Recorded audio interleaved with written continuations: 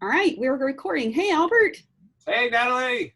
So I wanted to talk with you because we've had a couple questions regarding planning and trying to dig into our heads on what it would look like if we were hybrid classroom teachers.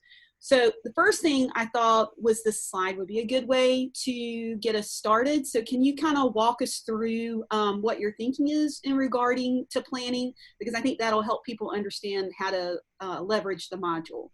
Sure. So I've got a couple videos in the hybrid planning module where I talk with some teachers about how they've kind of wrapped their brain around how they're going to plan for some units. So I would encourage y'all to check those out if you have a chance. But just real quickly, essentially what you've got is on the bottom section there, e-learning, and you would essentially plan like you're a virtual teacher every single day. And I know that sounds like a lot, but if you can plan like a virtual teacher and then accentuate when you're face to face with kids. So essentially you're going to modify and look for things that, can be better in a face to face setting. So you might use actual sticky notes instead of a Padlet, or you might have a class discussion face to face versus an online discussion.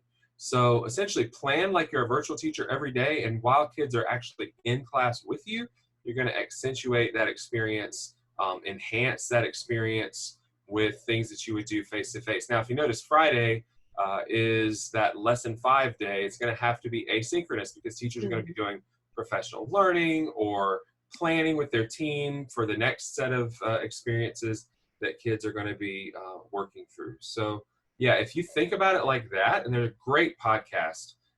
This is essentially called, what we found, this podcast is called Flexible Resilient Pedagogy.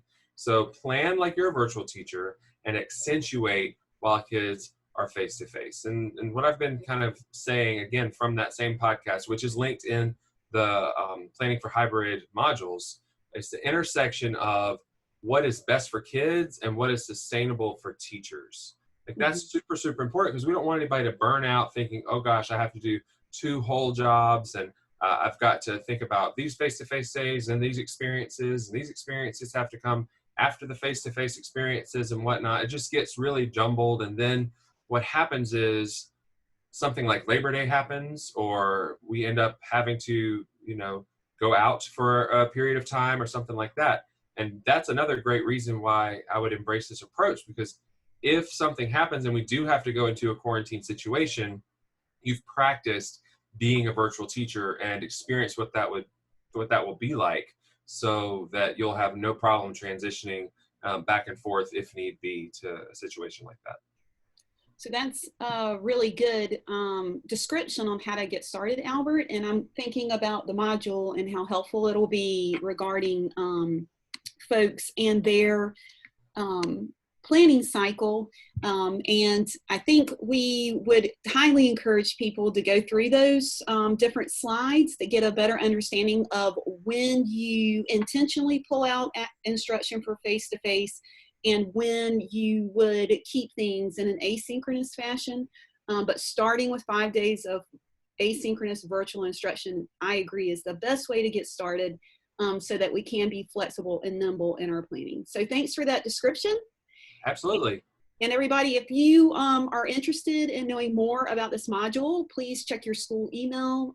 It will be open and ready for you, and you can gain points until October 1st. All right. Thanks, guys. Have a great day. Good luck, y'all.